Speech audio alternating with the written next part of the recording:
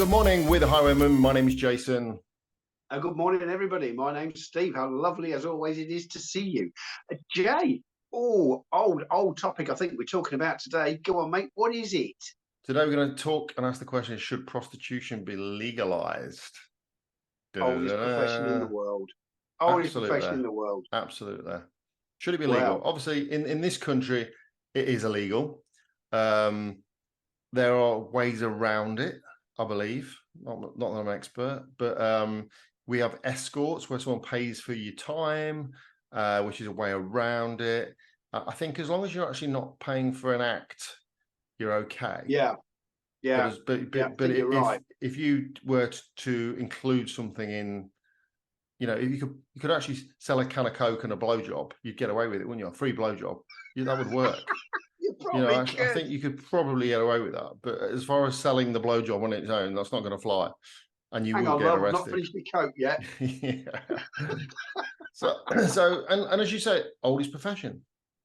Yeah, without a doubt. I mean, it's mentioned. My God, the Bible, I think, even talks about it, doesn't it? But I mean, we've both been to countries where it is legalized, and a lot of young ladies sort of fund their future by doing this. They pay for themselves to get through university, and the bottom line is they are medically screened. They have health checks. They have certificates they can produce to you. It's not a seedy thing, and it does very well. It's going to happen, come what may. But of course, us being us make it illegal. Mind you, Jay, I bet if we did legalise it, it'd be taxed to the hill. Well, I mean, that's one of the benefits, I guess, if you like, for the system. But I mean, again, going back to it being the oldest profession, you've got to think that it's been legal since we didn't believe in sex before marriage. Things pornography and all that kind of stuff, and then it was illegal. So now we live in a society where people get on a dating app and have sex after the first night, and you've got an OnlyFans page, or people take photos of themselves and send them over the mobile phones and things like that. So our morality has massively changed, yet this law relating to sex hasn't. And we all sell our services, don't we? Whether it be you're a carpenter or whatever. Yeah. And it is just a kind of a thing on top of that. And like you said, I mean, we talk about slavery. Slavery in the modern age is bigger than it's ever been. There's more people in slavery now than ever in the whole history of the world. And a lot of that is sexual slavery. Whereas certainly in a country like ours, if it was legalized, that would pretty much disappear because people would have workers' rights as well. Yeah, you're absolutely spot on there, mate. And so, do you know what? My mind's started to go now. So, would you get holidays, do you think? So, would you get paid holidays and you get your national insurance stamp paid for and you get all of that? So, if it was legalized as a profession, you'd get holiday. So, that'd be cool, wouldn't it? Yeah. That'd be absolutely cool. Do you know what? I could do that for a living. Couldn't you? So what do you want to do? Go on holiday. No, can you imagine? No, wait a minute. Can you imagine at school the careers day?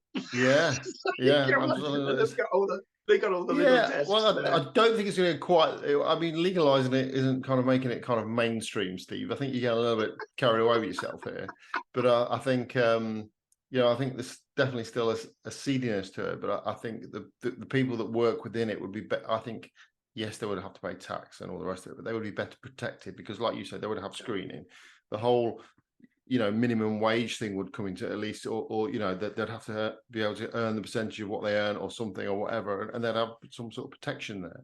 And I think as well as STIs and stuff like that, that would be better because they would have to have a screening. I mean, you still get some old dog on the street corner somewhere trying to do the same, but then if you got half the price. But if you've got the choice, if that's something that you want to do, and I can say I've never ever used the service myself, but if you're going to go between one or the other, then at least you've got an opportunity of having something that's going to be safe. Maybe you could have like a little room down the local doctor so that that it was all above board. This is where it's all gone wrong, hasn't it? This is where it's all going to fall apart in this country. Have you ever tried to get a doctor's appointment recently? Yes, actually, good. It. Absolutely, I went to see my doctor the other week, and I tell you what, I'd been a few months before, and I thought, what a absolute waste of time. And I went to my doctor a few weeks ago, And my doctor was so nice. She was lovely. Yeah, I'm really amazed nice. you got to see her. I I know. really am amazed you got to see her. That's incredible. Well, do you know, Jake, I have used this service in the past. Okay, I'm yeah, not talking yeah. to doctors. So bear in mind, I'm ex-Royal Navy. And I remember very clearly we got into Copenhagen, and it was about the third time we'd been there, if I'm honest. And it would have been legal there, I imagine. Was it legal? It was legal in Copenhagen. Yeah, basically. And anyway, my job, marine engineer. So before I could get off the ship, part of my duty was to make sure the diesel generators were running. We had power, we had all the other bits. We shut down the big engines, all the other stuff. Cut a long story short, what that basically meant is everybody else had got off, right, and I was one of the last ones to be able to go ashore. So most of the nice ladies had got. Anyway, I did come across one. I came across one, no pun intended, and I said, "Hey, we struck a deal." So we went back, and it's never very far. They're like little ribs. Anyway, we went back to a little gap, and she said, "Look," she said, "before we start, I paid her. Let's just get that out there, by the way. I paid her." So she said, "Look, I have to tell you, I do have gonorrhea." Oh my God! And I thought, well, that's absolutely marvelous. We've been at sea for 3 months since. Well, that's absolutely marvelous. I said, "Look," I said, "need an alternative, my dear. I'm not being funny. I've paid you the money. You know, we've got to do something." I said, "So I'll go in the back door." And she said, "That ain't a problem." She said, "That's not a problem." She says, "But I did have a curry last night, and I've got to touch you the runs." And I'm thinking, this is just getting worse and worse. So I said, "What's left? A blowjob?" I said, "All right, that's what we're looking at." And anyway, I never realised all her teeth were rotten and everything. I thought, that's not great. So I said, "Look, what are we going to do?" Anyway, she said, she had a glass eye. I didn't realise it. She removed the eye. She said, "Stick it in there." I said, "You've got to be joking." Anyway, I was absolutely desperate. And do you know what, Jake? It was the best shag I've ever had. It was absolutely unbelievable. Anyway, I finished, and she put her eye back in, everything, all the other bits and pieces. And I said to her, "That was just incredible." I said, we're coming back again in a few weeks' time. She said, "I'll keep my eye out for you." Oh dear. I thought that was very good. Dreadful. But joking aside, yes, we all used to go up and down, up and down the little street. We used to call it window shopping, where literally it was a whole street, and it was kind of half fenced. So you had to walk around a fence to be able to get onto this street. And I don't think women weren't allowed there, but there was very few of them there, other than the ones that were working. And you literally walk about looking in the window, and then you just go in and buy whatever it is you wanted to buy, Yeah, I mean, I've seen it in Amsterdam. Sorry, carry on. Yeah, I'm sure it was very, very similar to there, to be honest. So it was just another transaction. You know, it was just there you go, job done. There's your money. What's the difference between taking someone out for a meal, spending your money on that, and you ain't got a guarantee at the end of that, have you? There you go. There you go. I mean, I went to Amsterdam, and I just remember seeing people going in and people coming out, through the same door. One bloke comes out, and the next one, like a minute later, goes in. And I just can't imagine the woman on the other end, getting a bit of a flannel, giving it a little bit of a wipe, and the next one coming in. I mean, to me, that's like, oh no, awful. I would have to pay someone to do that bit. As in, right, quick, come on, like a ball boy, go quickly with the ball boy, a ball bag boy. A funny girl. Yeah, I mean, I remember. So I used to be a personal trainer. And you used to have to get your own clients. So you'd literally go around the gym, talking to people. And at the end of it, you drop in, "Oh, how have you thought about doing personal training, blah, blah, blah," and do the sales bit. And I remember going to a lap dancing club and being approached from the girls there. And to be honest, the jobs in a lot of ways is no different, because they have to do exactly the same thing. They go walk around the bar, chatting to you. And at the end of it, and they drop in, would you like a lap dance? And at least if you got a short window, you haven't got to do all that kind of malarkey, have you? No. All the bartering on the street corner. In fact, I'll never forget. Do you remember the fella that used to work with you? Your other one when we were at Leicester, Graham. Yes. Fig. Yes. Yes. Yes. And I remember him saying he was going to see a client in Highfields once, and you know what he's like. I can see him saying it the way he used to speak. He said, I was down Highfields once and I could see the girls down there, and he said, and I was just curious for how much they charge. And he said, I went up and just asked out of interest how much for a blowjob, and it was a tenner, I think he said. And this is going back a few years now. It's maybe about 20 years ago now. And but the way he used to speak, I could just imagine him coming out with it. You know, because you're kind of like the least offensive person ever, wasn't it? You know what I mean? And he had a little bit of the campness, I would say. Do you think? Yeah, I'd agree. He did. He had a little bit of campness. Yeah. So. Oh, bless him.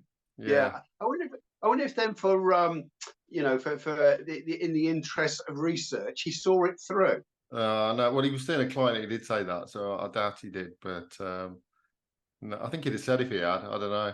But funny. Oh, funny. But there you go. So yes, nice bloke. I'm in favour of legalising it, but I can't see it going through Parliament, because the politician that's going to suggest it is suddenly going to get like the media like filtering through their rubbish to find any because they'd all vote for it, because you know, I'm not saying MPs are seedy. We are just rubbish. Look at Keith Vaz, for argument's sake. I mean, he'd vote for it, wouldn't he? Yeah, dead right. Good old Keith. I'm all in favour of it, to be perfectly honest, because it's going to happen, come what may. Yeah. And much better for all the reasons that we said. If it is legalised, and it gives them some form of protection, and their holidays and their national insurance, and they've got a pension to look forward to when they do finally hang up their knickers or put their knickers back on. Hang them up. It's not that. Knickers will be optional. So I'm sure. So that doesn't come as part of the uniform, does it? No, it doesn't. Does it? Here's your uniform, but there's nothing there. Exactly. And by the way, you've got to pay for the upkeep of it. There's a monthly charge. Yeah. You just get a flannel. The emperor. You just get a flannel. Brilliant.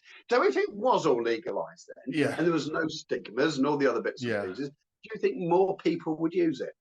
Oh, that's what I meant. This is where this topic came from. So, sorry, here's an interesting one. So I was, again, on TikTok, and I started getting interested in things in Japan. So I started getting a load of stuff coming in Japan.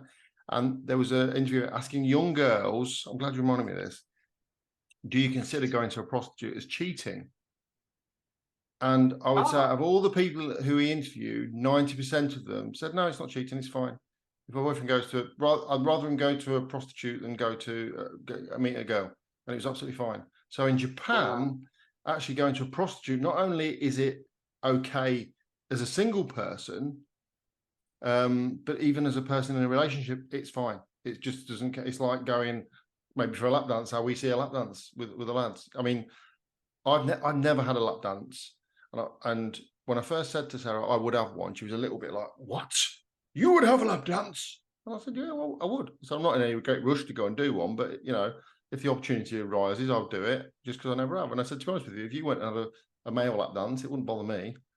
You know what I mean? That's it. That's it. So it's all about perception. You know, definitely.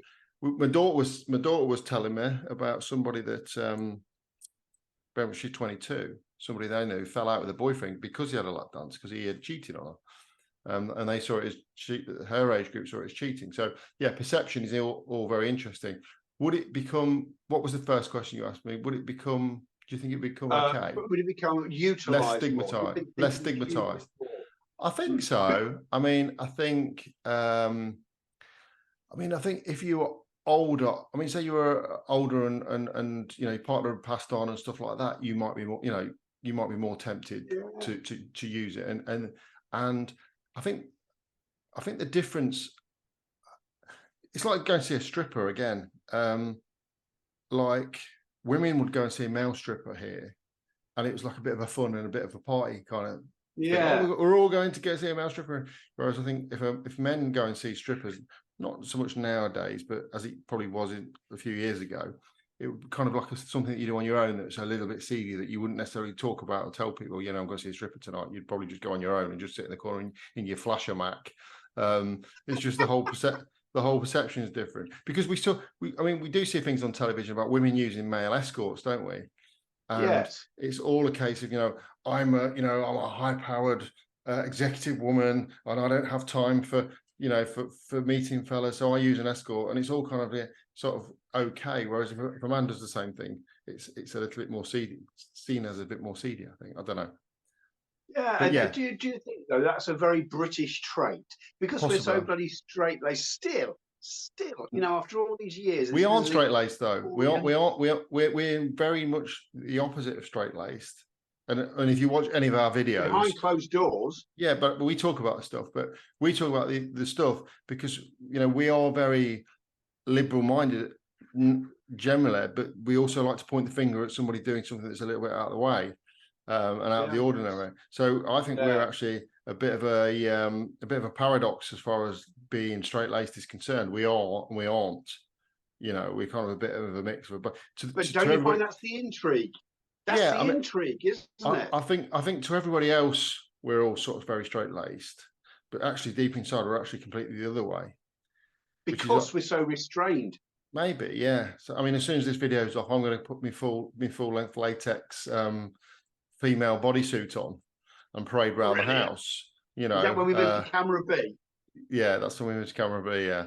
And if you don't know what that's all about, people, look at our video called about female masking. It's a whole. Oh yeah. It's a whole nother thing.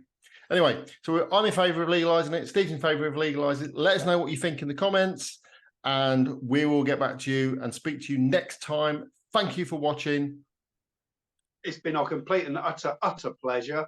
And what have we got to do, Jay? Actually, we've got a like. Go on. Yes, we've got a like. You're dead right. And do you know what? I'm going to have a slight change of thing. Instead of pressing the bell end today, do you know what? I think we're going to have a. What is that? What sound am I making with that one? Whatever you like. We should like and subscribe. Steve's obviously got a dildo cam on today, and he's giving it a little bit of a tweak there. Wanky cam. He's got wanky cam going on. So please like, subscribe, and press the bell. No, where's my camera? Press the bell icon, and we will see you next time. Thanks for watching. See you all, everybody. Have fun. Bye.